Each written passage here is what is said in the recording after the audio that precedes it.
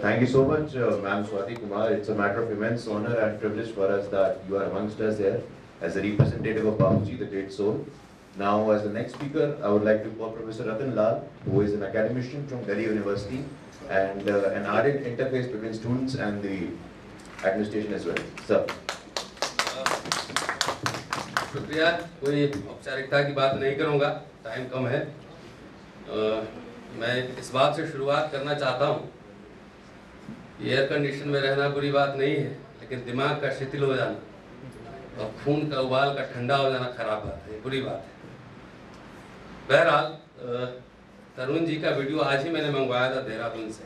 मेरे कुछ साथी हैं, मैंने कहा कि गुरु ने मुझे कहा है मुझे बोलना है, कुछ भेजो, तो उन्होंने 3 वीडियोज भेजे और मैं तरुण जी के पूरे संस्मरण, अपने घटना का जिस तरह से इन्होंने विवरण दिया है और जो वीडियो देखा है, उससे 3 बातें स्पष्ट हैं। एक तरुण जी के लिए भी और इस देश को जो संभ्रांत तथा कथित कुलीन वर्ग है उनके लिए कि सवर्ण आतंकवाद क्या होता है, इससे बढ़िया उदाहरण आपको नहीं मिलेगा। मैं हिंदू आतंकवाद नहीं कहूंगा, सवर्ण आतंकवाद कहूंगा, तो एग्जाम्पल मैं दूंगा। तीसरी बात जो सबसे बेहतरीन बात लगी मुझे कि हिंदू तरुण जी को मार रहे थे और मजदूर मुसलमान बचा रहा था। I think you have learn a basic lesson of secularism of this country कि आप धर्मनिरपेक्षता क्या होती है, यही तो बात है जिस देश के रग रग में है, इसकी संस्कृति में है। संस्कृति वही नहीं है जो कुछ लोग दावा करते हैं। मैंने उसे छिपाया नहीं। आपने छिपाया नहीं, इसके लिए तरुण जी के लिए ताली बजाइए। अदरवाइज कुछ और होते, क्योंकि मैं आपको बहुत दिन से फॉलो करता रहा हूँ, तो इसलिए ये उम्मीद भी करता हूँ कि आप स्पष्ट बोलेंगे। आप स्पष्टवादी हैं, जो सोचते समझते हैं वो बोलते हैं। साथियों, भारत सरकार से निकलती है सामाजिक न्याय संदेश। मेरे पास उसकी कॉपी है, संविधान की प्रस्तावना है और ये विशेष अंक है जिसमें 25 नवंबर 1949 का बाबा साहब अम्बेडकर का भाषण है, हमारे ऑनरेबल प्राइम मिनिस्टर का भाषण है, बाबा साहब के ऊपर सब इसमें लिखा हुआ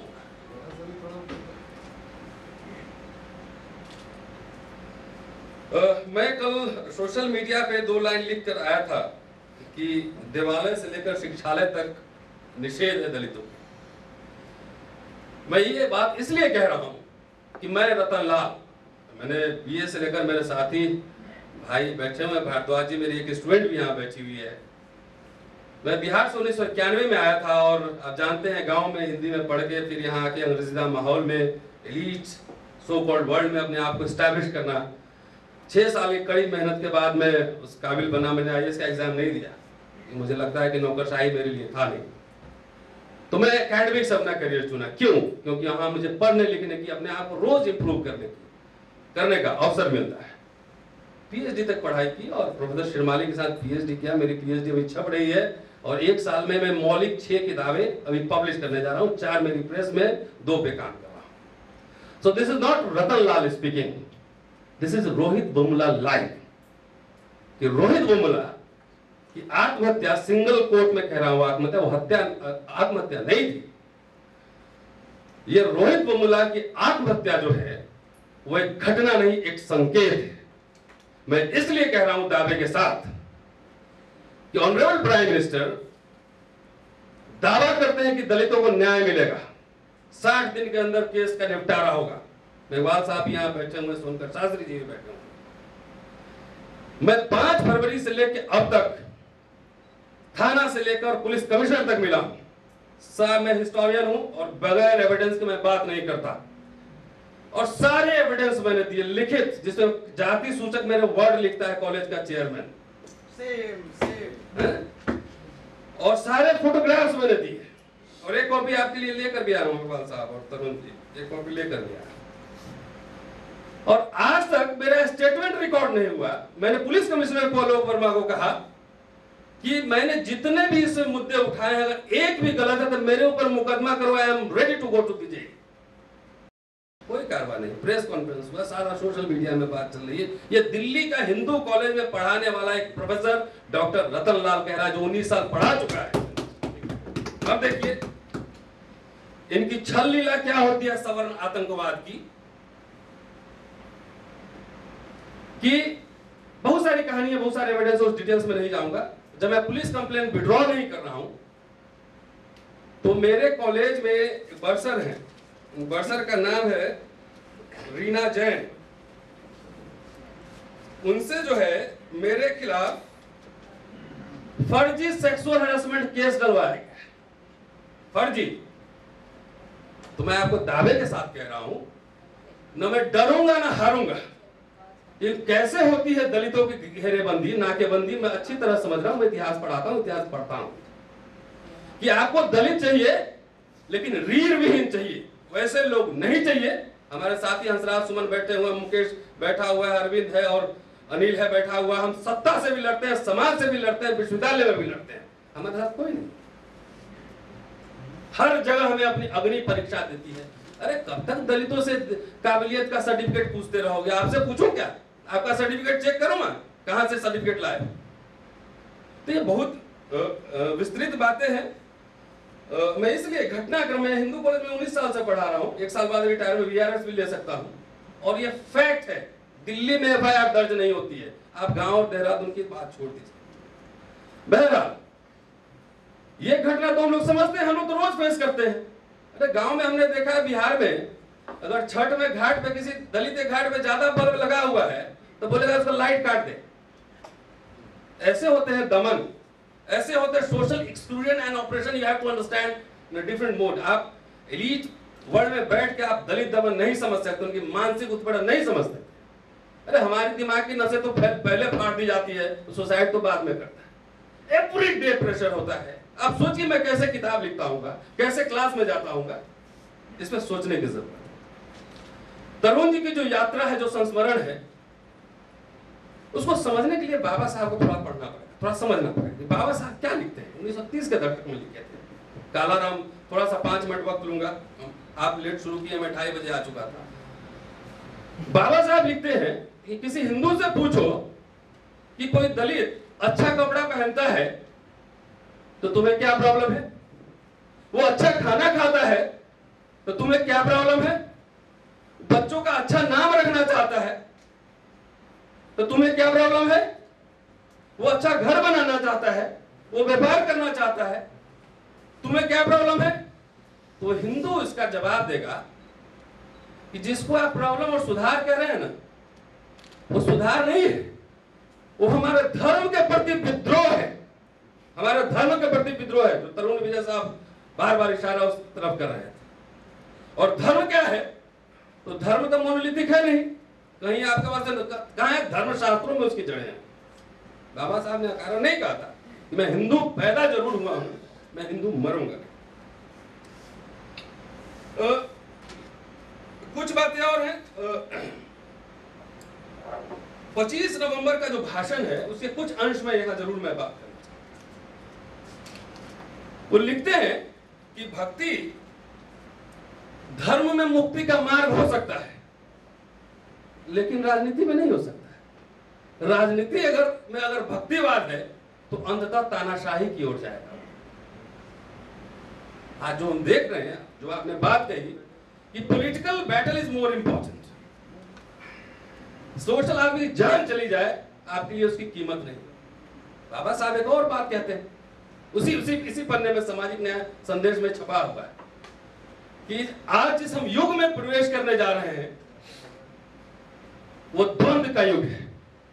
वो कैसा द्वंद्व है कि एक तरफ तो राजनीतिक स्वतंत्रता है हमारी,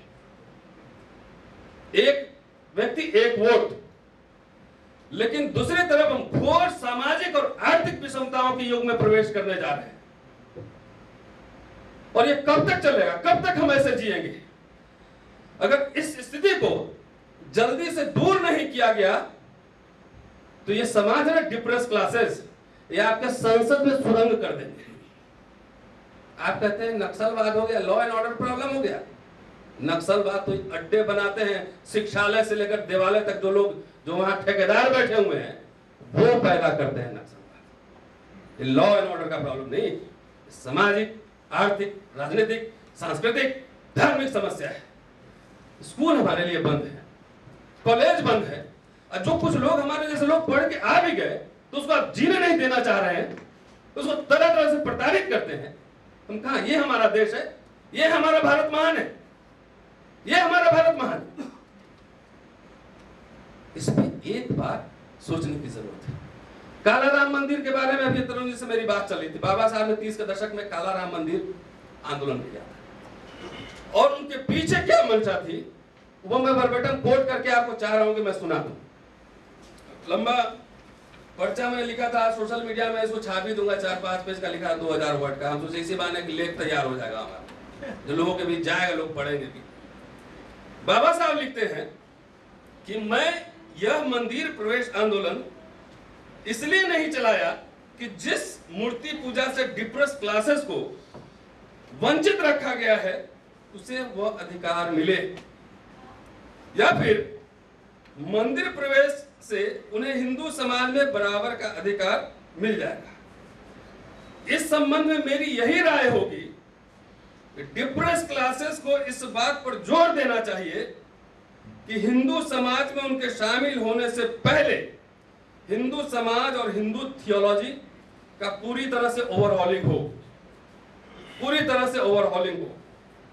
मैंने मंदिर सत्याग्रह इसलिए प्रारंभ किया कि डिप्रेस क्लासेस को, वो दलित या हरिजन नहीं कहते हैं, डिप्रेस क्लासेस शब्द इस्तेमाल करते हैं। बहिष्कृत भारत भी उन्होंने, यस, कि डिप्रेस क्लासेस को ऊर्जावान बनाने में और उन्हें अपनी स्थिति के बारे में सचेत करने का सबसे बढ़िया तरीका यही था।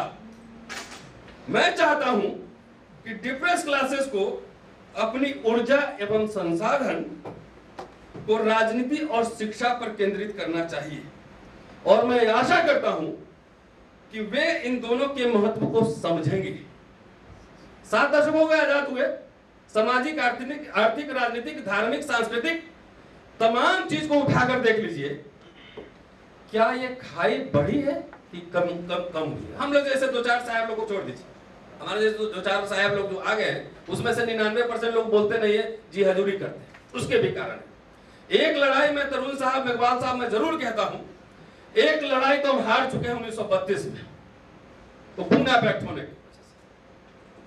पूना पैक्ट के अगले दिन बाबा साहब रोए थे और बोले थे कि मेरे जीवन का सबसे काला अध्याय है, और ये बात सही है कि आरक्षण की जिस पद्धति को हमने अपनाया है वो आरक्षण आत्मसम्मान और स्वाभिमान का नहीं है, आपने सेफ्टी वॉल्व दिया है।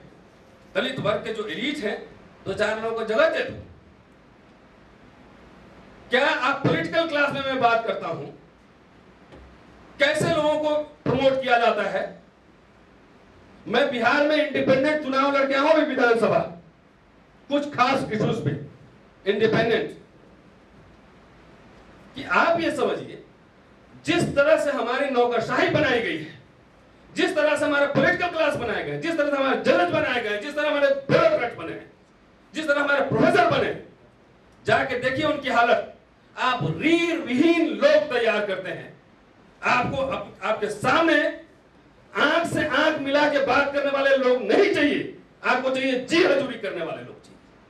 मैं पॉलिटिकल क्लास की बात कर रहा हूं। मैं देखिए, सरकारें बदलती रहती हैं, पार्टियां बदलती रहती हैं, लेकिन इस देश के संस्कार में जेनेटिक प्रॉब्लम है। इसको उसको पूरी सर्जरी कैंसर से ग्रस्त है, संस्कार नहीं बदलता है। तो ये समझते हैं कि ये अधिकार, साथी यहां जितने लोग बैठे हुए हैं, ये अधिकार और आजादी उपहार में मिलता है। देश में अंग्रेज लोग आया था, वहां से लिफाफा में लेके, ये लीजिए गांधी जी आपको आजादी दे रहे हैं। आपने जिस तरह से हमारी व्यवस्था कर दी है, सारा निजीकरण कर रहे हैं, हमारे लोग जो भी रिजर्वेशन के थोड़ा बहुत नाम पे था उसको आप बेच रहे हैं निजी हाथों में। हमारे प्रोटेक्शन के लिए दलित आयोग बना है।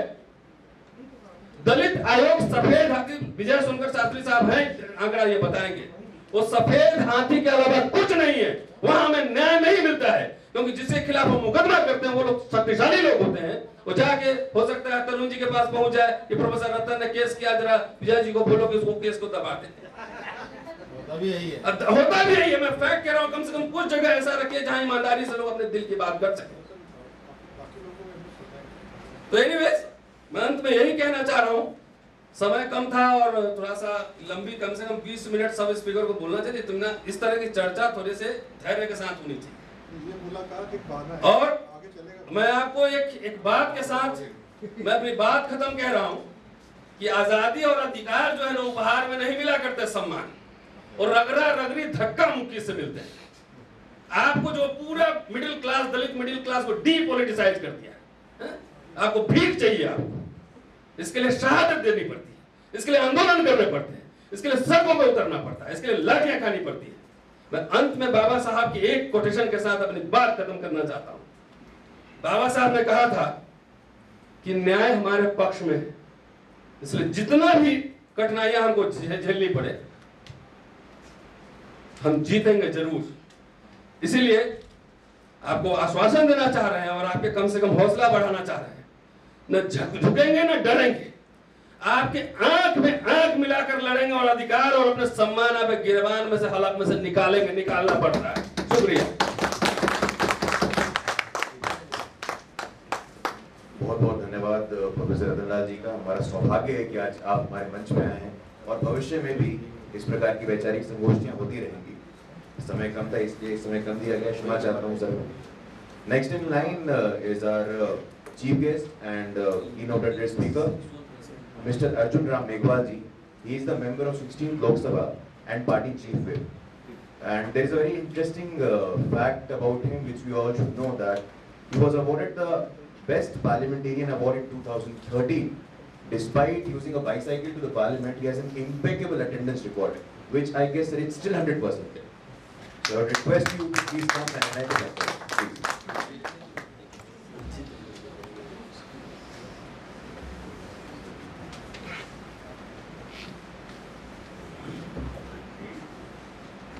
माननीय तरुण विजय जी, सर सभी ठीक है? प्रोफेसर रतनलाल जी,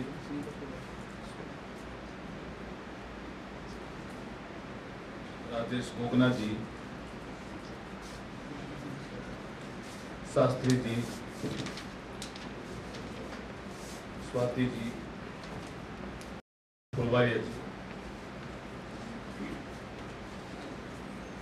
प्रोफेसर रतनलाल जी के बाद मेरे को बोलने का कह दिया। मैं ठीक कर दी।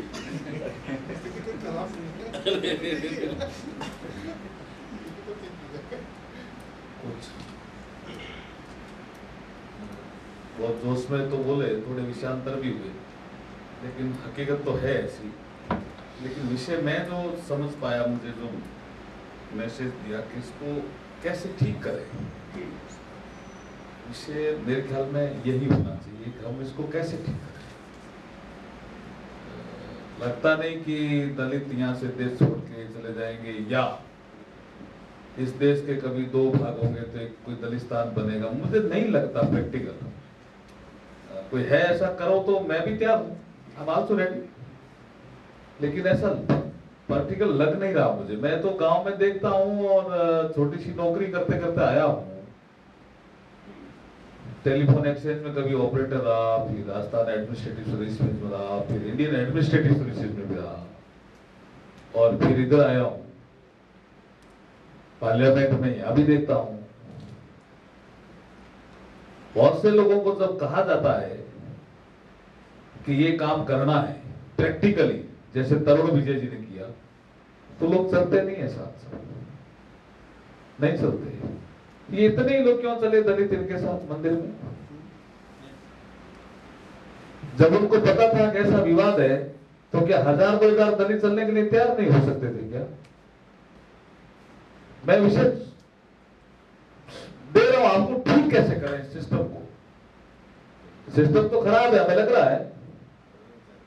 लोग कह रहे हैं ठीक हो रहा है, लेकिन बहुत धीमी गति से हो रहा है। मैं आईएएस रहने के बाद भी आपको लगता है कि क्या आईएएस अनटचेबिलिटी नहीं झेलता? मैं तो महसूस करता हूं कि आईएएस भी अनटचेबिलिटी झेलता है। चीफ सेक्रेटरी होली दिवाली जब मीटिंग बुलाते थे तो कुछ 100 जिनका जिक्र करते हैं, बोला नहीं, ही दलित ऑफिसर, क्या करें?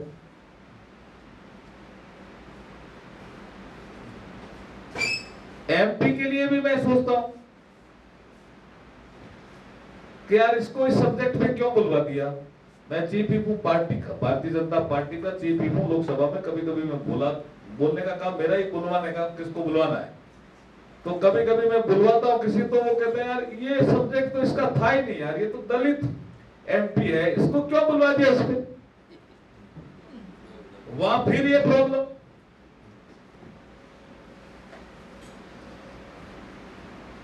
लेकिन क्या नक्सलवाद इसकी समस्या का हल है क्या? नहीं, आप सोचो, ढंग से सोचो, अगर है तो हम तैयार हैं। अरे क्या फंक्शनल है क्या नक्सलवाद? नक्सलवाद को भी मैंने डीप से देखा, वहां भी कई कमांडर बने हुए, वहां भी अलग तरह का शोषण है रतनलाल जी। जी जानता हूं। नया कंसेप्ट जाट वाला आ गया है सर।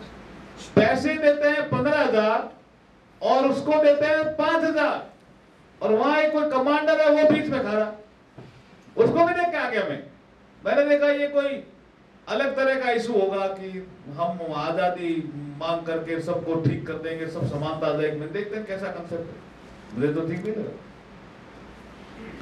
भाई आपको ठीक लगता तो मैं तो साथ हूं। हम तो समानता चाह रहे हैं सभी वर्गों में, पर कैसे हो? मैं अभी मोहन भागवत जी का नाम जिक्र किया, तरुण विजय जी ने। हमारे बीकानेर, मैं बीकानेर से हूं, राजस्थान से, रेगिस्तान से, जहां ऊंट वगैरह होते हैं ना, पानी भी कम होता है। तो वहां मोहन भागवत जी आए, एक विविध वर्ग की बैठक होती है, तरुण जी जानते हैं अच्छी तरह से। विविध वर्ग की बैठक में एक आदमी ने खड़े होके कहा, मैं भी वहां था और दलित समाज का आदमी था। उसने कहा साहब मेरी एक किराने की दुकान है एक गांव में, गांव है बिश्नोई समाज का। बिश्नोई एक कास्ट होती है, पर्यावरणवादी हुए बिश्नोई जाबाजी महाराज, लेकिन उनका 20 और 9 जो नियम मानेंगे वो बिश्नोई कहलाएंगे। वो ब्राह्मण से भी छुआछूत करते हैं, एक अलग ही तरह की कास्ट है, एक अलग तरह का कल्ट है। भजनलाल जी से हो, यस, भजनलाल जी उनके, वो कोई ब्राह्मण भी हाथ लगा लेता, अरे क्या यार मैंने छू दिया, मेरे को, मैं गड़बड़ हो गया, नाके पड़ा पड़े। मैंने कहा ये ठीक, ये ब्राह्मण से भी छुआछूत करता है, ये तगड़ा काम है भाई। और मैंने देखा मेरे सामने ही होता है कई बार तो है। हमें नहीं पता था। यस यस, मैं कह रहा हूं ना। तो उसने आके कहा साहब मेरा बिश्नोई के गांव में किराने की दुकान मैंने खोल ली, रहकर समाज का वो लड़का था, युवक था, पढ़ा लिखा था। तो बोला उनको, जो मोहन भागवत जी के पास में बैठा था, उसने कहा कि भी तुम अधिकतर कहने 80%